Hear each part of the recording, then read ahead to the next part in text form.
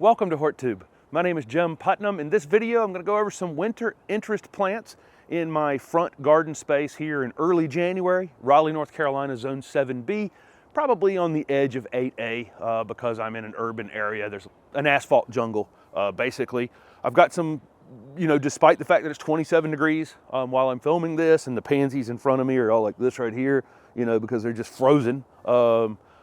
They'll look great this afternoon, but this morning they're, like this. Despite all that, here in this area, we can have some things that look great, even on a cold morning like this in January. So let's get started.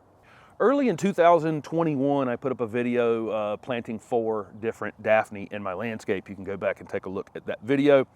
This is Daphne odora oro marginata, oro meaning gold, marginata meaning margin, so it has gold margins, gold edges on the leaf. This one's probably one of the most common winter Daphne that you'll see. It has the pink buds, and then the individual flowers actually open white on the inside.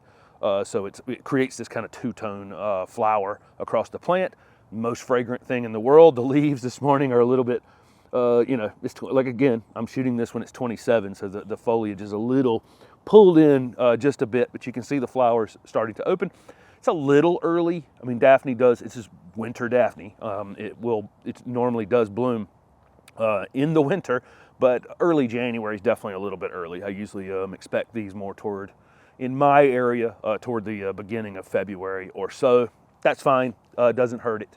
Beautiful. This is a beautiful evergreen doming plant, regardless of the flowers. A lot of people have problem growing this plant. I did mix some, if you go back and watch that video, I was very, very careful in how I went about planting the Daphne in the landscape.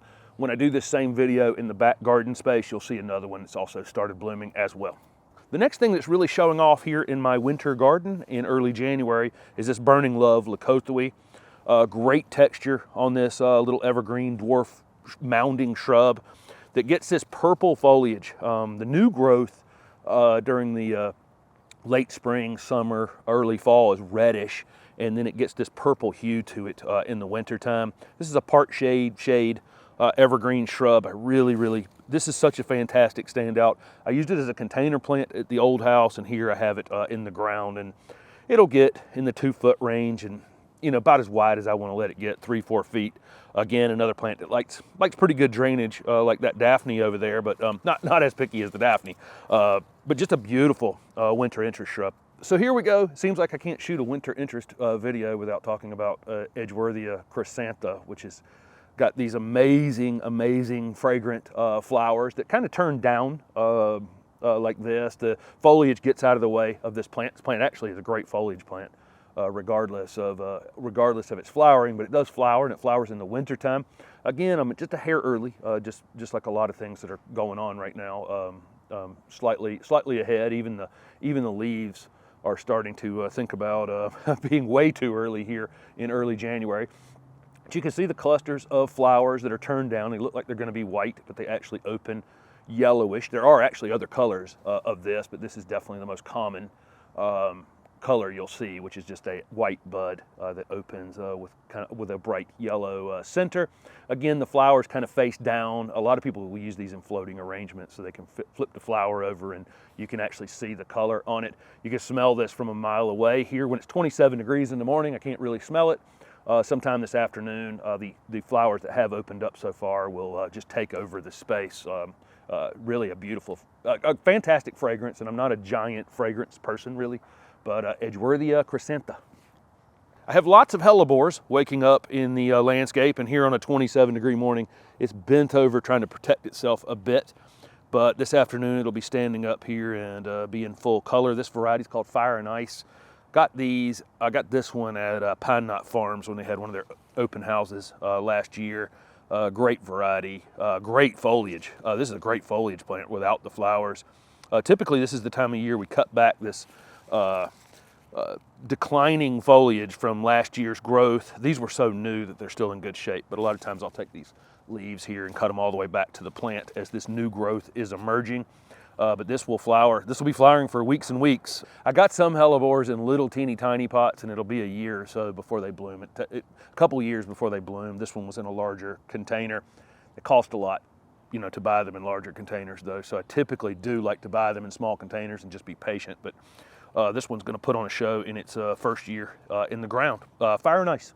A plant that's typically difficult for me to show off is this nightlight chamaecyparis. I put it in a sunny spot and it's just sunny out here all day, and it tends to be a little blown out in the videos. I don't even know that it represents it as well as it, you know, as great as it looks. This nightlight chamaecyparis has been, I mean, right at the top of the list of show-offs in this landscape. 12 months out of the year, this is how it looks. Bright gold, new growth on it. All the new foliage is bright gold, but the older growth keeps a bit of that gold tinge to it. Doesn't shed very much. I've had it here. This is the, I guess it's been here a hair over a year. It's done very little shedding, interior shedding. Hasn't thinned out on me at all. I can keep this whatever height I want to keep it, so I can shear it here in the late winter, probably through about midsummer. I can do some shearing on it if I needed to. If not, it'll probably get 4 or 5 feet tall and, you know, pretty big over the years. That's true with most you know, dwarf conifers, as they just continue to creep up slowly. But again, it can be controlled. I just love this plant. I mean, it's just such a bright, shiny spot. I've got it right next to a walkway as you're coming up to the front door, and I really love this plant, and I haven't done anything to it. It got planted, and that was it. That was the end of it. Since then, hasn't been touched. Last up for the plants that are showing off here in the beginning of January on this 27-degree morning is this Roman candle podocarpus.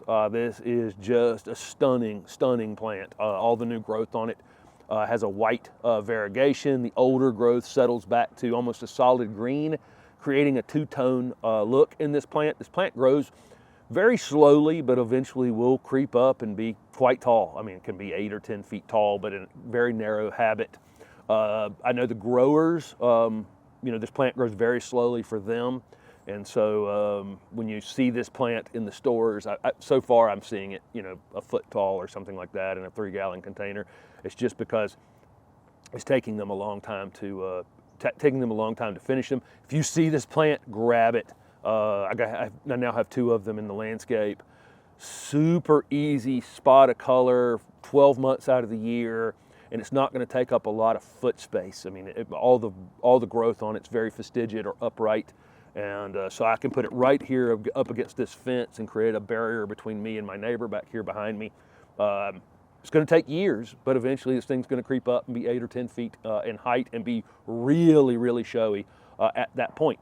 Roman candle podocarpus. Thank you guys for following along with this this videos. I'm going to do the same thing in the back garden, and maybe a few more out here as well as things wake up here during January and start to put on a show. Again, a little ahead on most of these things, but at this point, not crazy ahead. So thanks for watching.